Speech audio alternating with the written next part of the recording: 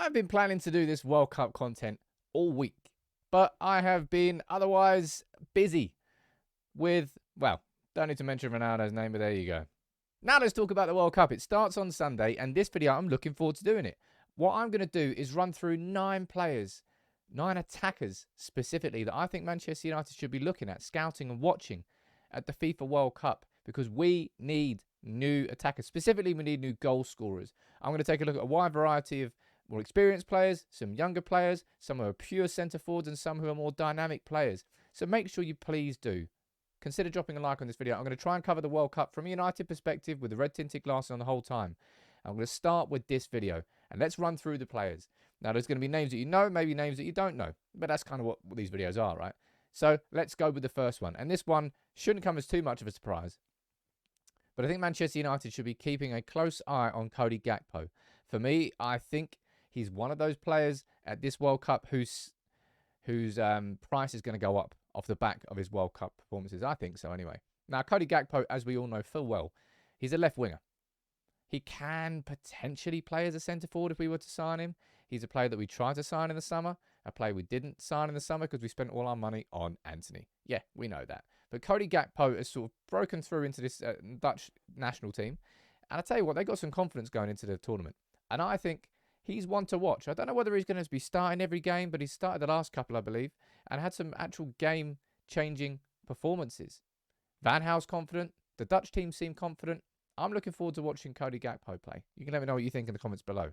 Now, this one is particularly interesting. Ramos at Benfica and Portugal, of course. Will Ronaldo be starting every game? You would presume so.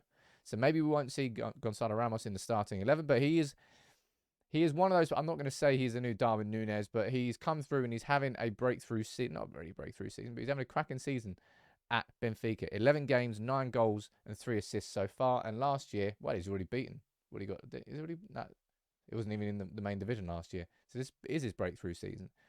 He is a centre forward. He is a pure striker. Now, Portugal are a little bit spoiled there. They've got Rafael Leao as well from AC Milan. I'd be interested to see if he plays too. But Goncalo Ramos, I think, is one of those names. It depends whether or not he gets the game time. But if we're looking at players we should be scouting, he should definitely be on that list. As should a certain Jonathan David. Jonathan David from Lille. This isn't the first time we've had a conversation about him. It probably won't be the last time we have a conversation about him. He, I think, is one player that we should definitely be looking at. And it's because he's got versatility in this game. He doesn't just play through them as a centre forward. He can play across the front 3 positions. So far this season, 9 goals and 3 assists in 15 appearances. And last season, 15 goals. It was a bit of a breakthrough season for him. I think he's definitely one to watch. Playing for Canada. Let's see how Canada get on. He's more dynamic, I think, than Goncalo Ramos or Cody Gakpo's got a bit of that. I suppose you can coach him differently. But Jonathan David in particular, I think he's got something about him. I'll be excited to watch him play. Before I do quickly move on to the next, there's 6 more that we need to run through, by the way. But big shout out to BetVictor for supporting United People's TV. And there's a conversation that they're having this week about who should be starting in the number 10 role for England at the World Cup. Well, first question I'm going to ask you guys is, would you put Maddison in that 10 role? Ads. I've got him in mind. Same, I have as well. I think he's not only should he. It was a crime that he was sort of like a late addition. People were unsure about whether or not he was going to be into the World Cup. He's the best number 10 in the country at the moment. You know what it is as well, yeah? I think if Mason Mount's playing well, I think because I don't think Mason Mount offers as much going forward as Maddison. But he offers more in terms of the team and everything. I think you kind of start Mason, but he's in such horrible form at the moment. I'm not sure if I'd put him in, and I think Maddison's the crest of the wave at the minute. Now, I would agree with Adam and Flav there. I would put Maddison in at number 10. There's no English players on this list, but what you can do is follow the link in the description, go over to that, and you can see the full sort of World Cup England squad preview from BetVictor. Make sure you check that out. But we've spoken there about 3 players so far. We've had Gakpo, we've had Ramos, and we've had Jonathan David. Let's move on to the next one. Now, there's going to be some established names here who maybe I don't think realistically we'll be going after, but we should be taking a look at them and watching their World Cup. And Dusan Vlahovic is one of those players. Of course, he's only recently joined Juventus. And of course, he's going to go for mega money. Now, he is a pure striker. Pure and utter striker. So let's watch how he plays with Serbia and see how he gets on in this World Cup. Can his stature go up? Juve haven't exactly been having the best of seasons, have they? Really have not been having the best of seasons. For me, on paper, the idea of signing Vlahovic in January or the summer, I feel it's quite unrealistic given the price that will be associated with him. But I definitely think that he is one to watch at this tournament. As is Lautaro Martinez. I think so anyway. I've been sort of joking on the live streams about how Lautaro Martinez is really unrealistic. But look, if I'm going to have a conversation there about Dusan Vlahovic, then I think I should be having a conversation about Martinez. And he's Argentinian, and his name's Martinez. So he automatically wins. I don't even know how much game time he's going to be getting, given how stacked Argentina are in the attacking sense. But Martinez, I think he would definitely fit the profile at United. I would put him in the unrealistic pile alongside Dusan Vlahovic. But if we're looking at all the available options at this World Cup, we should be taking a look at him and watching him.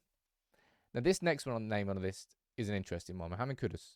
He's been having a decent enough season so far at an Ajax team which is struggling under Alfred Schroeder. They really, really are. It's no surprise given how many players left and the fact that Erik Ten Hag and their assistant left as well. Now, he'll be playing for Ghana at the World Cup, and he's somebody he's having a decent season overall. 5 goals and 14 appearances isn't something that's breaking any records. But he's going to be playing for Ghana at the World Cup, and I'll be interested to watch him because I know United have been linked with him before, and I don't think that Ten Hag going after former Ajax players or Dutch players or players he's coached previously is a long-term strategy. But he's certainly got his signings right this summer, although we did overpay XYZ, different conversation. I think we'll be taking a look at Kudus, and let's see how he gets on at the World Cup. Now, this one's an interesting one. This is Noah Okafor. Sorry, had the wrong thing up there. Who plays for Salzburg and plays for Switzerland. Now, he is somebody who can play across the front 3 positions, but if I'm correct, he can play through the middle. So far this season for Salzburg, he's scored 7 goals in 14 appearances. As I said, he's going to be playing for Switzerland, who are currently playing Ghana, I think, right this second, losing 2-0, and I think he came off the bench. Kudus actually didn't start that game either. I think they were sort of playing some of their fringe players. I don't think Thomas Partey was playing either. Interesting one to watch, this one. Not a huge shout, but United, we can't just be looking at the big names. Sometimes you've got to look a little bit deeper and do your scouting better. Maybe someone like him, I think, could be on the radar. And I think this is an interesting one as well. Xavi Simonds, who's gone to PSV this year, I think, was it from PSG? And he's having a cracking season at PSV, and he's broken into this Dutch team. So far at PSV, look, 8 goals and 4 assists in 14 appearances. And he is very slight, very deft. And I think it will be quite exciting to watch him at the World Cup with the Netherlands squad. I don't think anyone's given the Netherlands any chance, but remember, they didn't give the Netherlands any chance when Van Gaal came third before he became Manchester United manager. So this is one to watch. Cody Gakpo and Xavi Simonds, both for the Dutch team. I'm excited to see both of those. And I am excited to see what this lad can do as well. Now, Yusufa Moukoko plays for Dortmund, and he is a very, very young attacker, striker, call him what you want. 17 years of age. That's young. 6 goals and 4 assists for Dortmund so far this season in the Bundesliga. And there's absolutely no doubt that he is one to watch for the future. And one that I think United should definitely be keeping a close eye on.